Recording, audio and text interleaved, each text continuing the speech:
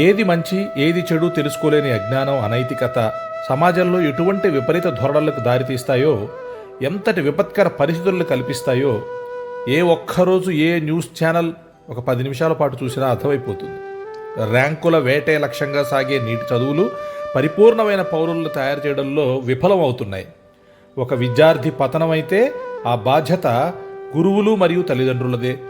మార్కుల వేటలో అలసిపోతున్న నేటి విద్యార్థులకు 4 మంచి మాటలు చెవిని వేయాలనే ప్రయత్నమే ఇది. ఈ పద్యాలు ఎంతమంది చదువుతారో తెలియదు, కానీ చదివిన వారు వీటిలో ఉన్న విషయాన్ని తమ పిల్లలకు చెప్పాలని నా ఆశ, ఆకాంక్ష. ఇది కేవలం చీకటిలో ఒక చిరు దీపం వెలిగించే ప్రయత్నం మాత్రమే. విద్యాబోధన ఒక బాధ్యతగా స్వీకరించి నిజాయితీతో కర్తవ్యం నిర్వహించే ఉపాధ్యాయులకు, తమ పిల్లలు ఉన్నత విలువలు పాటించాలని తాపత్రయపడే తల్లిదండ్రులకు, పెద్దల మాట చెవిని పెట్టని చిన్నారులకు నా ఈ పలుకు దివ్యలు అంకితం. పొడిచేటి సాయన్నాచార్యులు.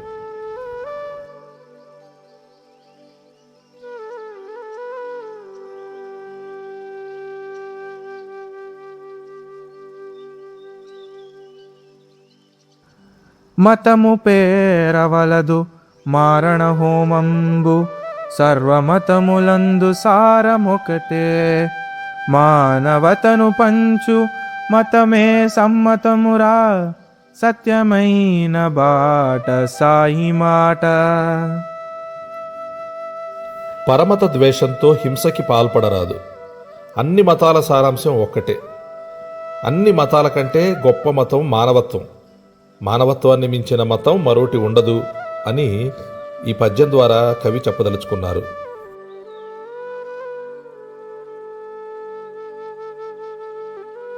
పాలు తేనెల కన్న పాలకోవల కన్న కమ్మనైన దోయ్ అమ్మ మనసు.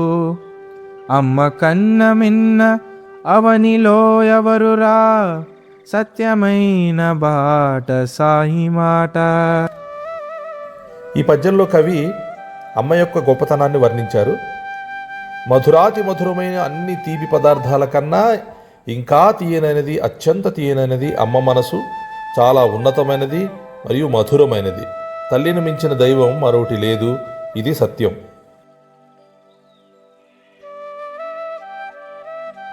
మత విభేదరహిత మహిత భారత భూమి, హిందూ ముస్లిములన అందరొకటే.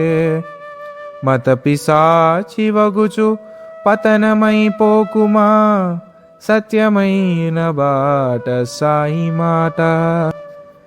అన్ని మతాలకు నిలయమైన ఈ మన భారతదేశంలో హిందువులు, ముస్లింలు అందరూ ఒకటే.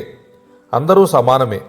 మతోన్మాదంతో ఒకరినొకరు ద్వేషించుకుంటూ పతనమైపోవద్దని కవి హృదయం. కులము కులమటంచు కుమ్ములాటలు మాని, మనసులంత కలిసి మనగవలయో. మానవతను మించు మంచి కులమే లేదు, సత్యమైన బాట సాయి మాట. కులాల కుమ్ములాటలు మాని మనుషులంతా కలిసి మెలిసి జీవించాలని, మానవత్వాన్ని మించిన కులం, ఇంతకన్నా గొప్ప కులం వేరొకటి లేదని కవి భావన.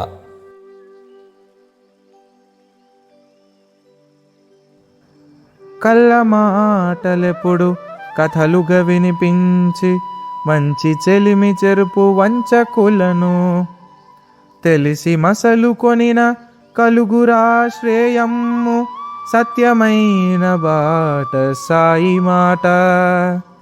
అబద్ధాల మాటలు కల్పించి మంచి మిత్రుల మధ్య విరోధాలు సృష్టించాలని ప్రయత్నించే మోసగాళ్లు ఈ సమాజంలో ఎందరో ఉన్నారు. అటువంటి వారిని వీలైనంత త్వరగా గుర్తించి వారికి దూరంగా ఉంటే క్షేమమని ప్రతివారు తెలుసుకొని జాగ్రత్త పడాలి.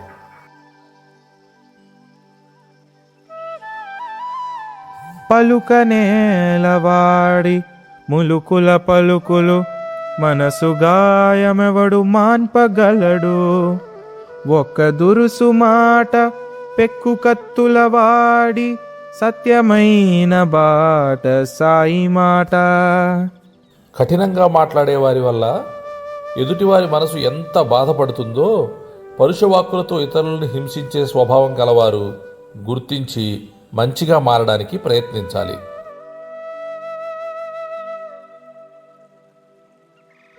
సాటి మనిషి క్షోభ శాడిస్టు వానికి సత్వరంబు గూర్చు సంతసంబు పీడితుండు లెక్క పెట్టడెవ్వరినైనా సత్యమైన బాట సాయి మాట. సాటి మనిషి బాధపడుతుంటే చూసి సంతోషించేవాడే శాడిస్ట్. బాధలకు గురైన వాడు బాధలు భరించి భరించి ఏదో ఒక రోజు తిరగబడడం ఖాయం.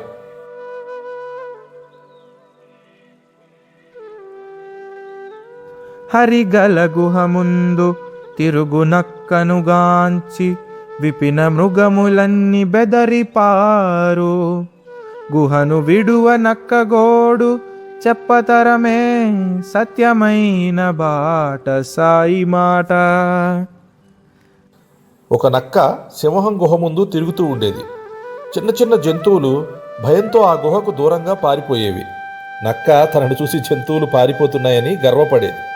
నిజానికి నక్కను చూసి కాదు, ఆ గుహలో సింహం ఉందనే భయంతో జంతువులు దూరంగా పారిపోయేవి.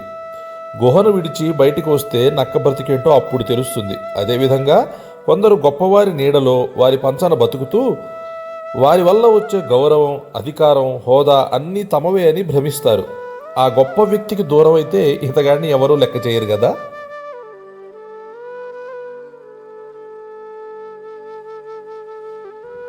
పదవి ఉన్ననాడు పదుగుర మేల్గోరి సాయపడిన బతుకు సార్థకంబు ప్రజల గుండె గుడుల భగవంతుడే వాడు సత్యమైన బాట సాయి మాట. అధికారం ఉన్నప్పుడు ప్రజలకు అందుబాటులో ఉంటూ సాయం చేస్తూ మంచి పేరు సంపాదించిన అధికారి ప్రజల గుండెల్లో దేవుడిలా కలకాల నిలిచిపోతాడు.